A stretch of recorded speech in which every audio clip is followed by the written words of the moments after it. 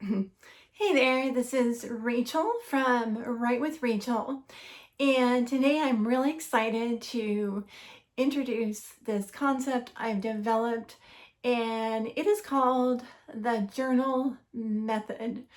Now, as I talk about this today, I have some notes on my computer, so if you see me glancing at my screen, that's what I'm looking at. Now, the journal method is something that I've put together because I think it's really important that we consider journaling to be something that's bigger and has a broader scope than just putting pen to paper or putting our fingers to a keyboard, whether that be for a computer, a desktop, a laptop, a tablet, or a phone. I feel like there are many different ways that we can express ourselves. And I really think that's the point of journaling. So today's video, my goal is to tell you a little bit more about the journaling method, why I decided to name it journal, why I decided to spell journal the wrong way, or did I? And also to talk about some of the different ways you can journal. I also wanted to talk about, does your journal need to have some sort of physical structure or home? So let's jump in and talk about some of these items. And here we go. So first of all, the journal method. So just a few key phrases that I'm considering as I think of the journal method. Self-expression shouldn't be confined to a notebook. There are many, many other ways. The journal method is a multi-sensory framework. It gives you full permission to express yourself through whatever medium your brain needs in the moment. And guess what? That medium might change from day to day. The journal method allows you the freedom to match your creative energy with your self-expression. And something that's really wonderful about that is some days I have days when I'm really high energy and maybe I get really focused. That's part of my ADHD. And maybe on that day I get so into a journaling idea and maybe I want to spend hours on something.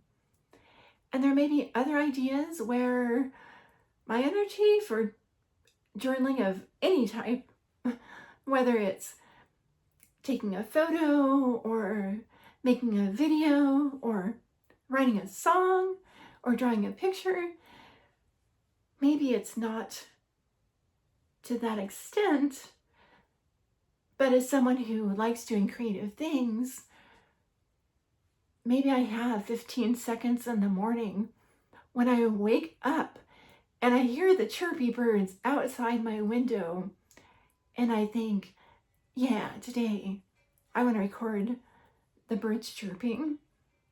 And today, that's my journal. It's so easy.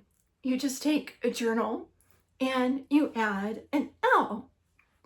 And then I looked it up because I thought, well, has anybody else used this word?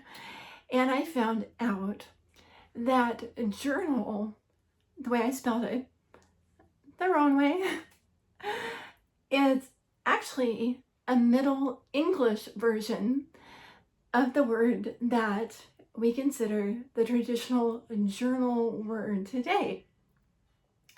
So if we go way, way, way, way back in time, the traditional word simply meant to keep a record of the day. So I'm going to morph that a little bit into the journal method, because when we're journaling, we're not necessarily keeping a record of the day. We're not writing a diary. It's not a dear diary, this is what I did today, unless that's what you want to do. And if that's the case, that's awesome. Do that. I think that journaling can be a snippet of time.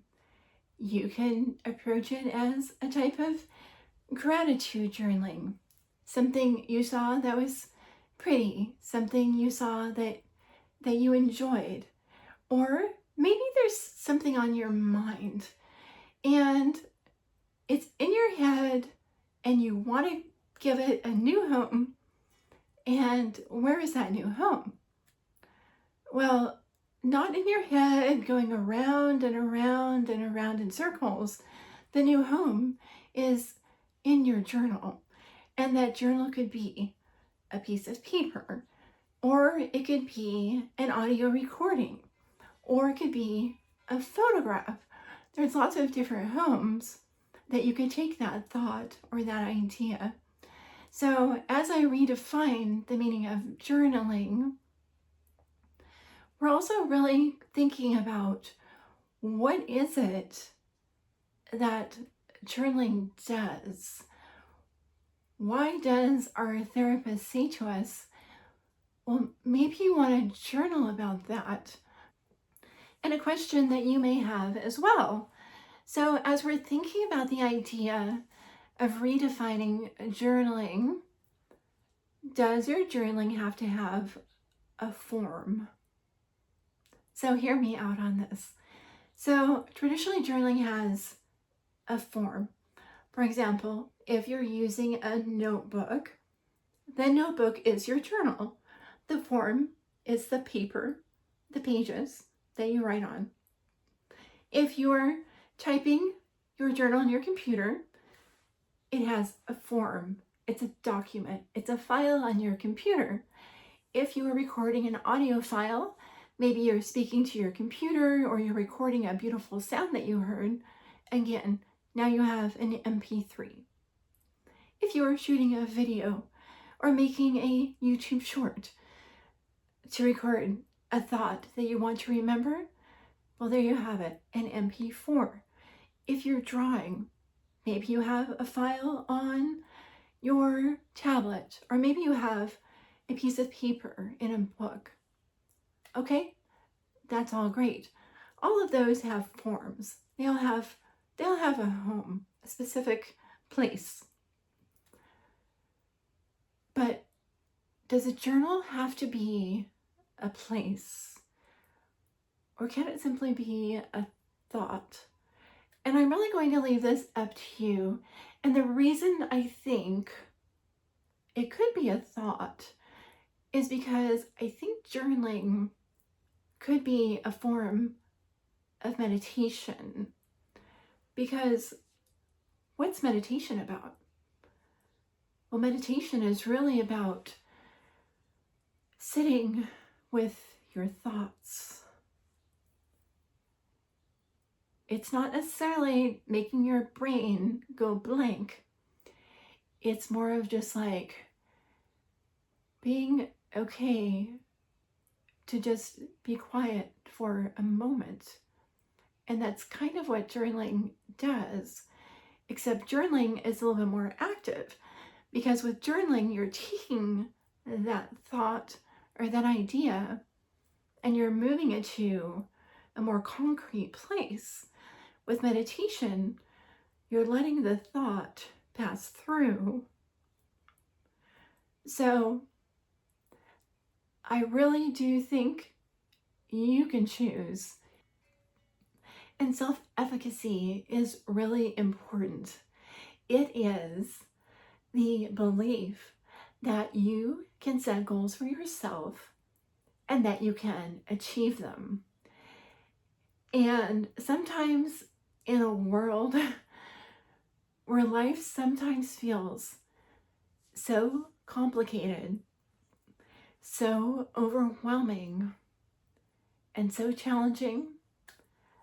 Sometimes achieving something like a 15-second journal exercise can feel like, you know what?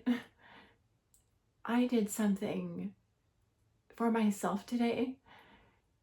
And if you can do that for a few days in a row or for a few days in a month, you can look back at that and you can say, you know what? I can look back and I can see, I can set goals for myself and I can stick to them. And that feels really good. And when you know you can do that with small goals, when you know you can do that with this type of goal, then it helps give you the confidence to set other goals in your life. Anyway, there are so many reasons I'm excited about this journaling method. I hope you will continue to join me as I present this to you. I am going to have Mondays be our journaling method days. Wednesdays, we will be doing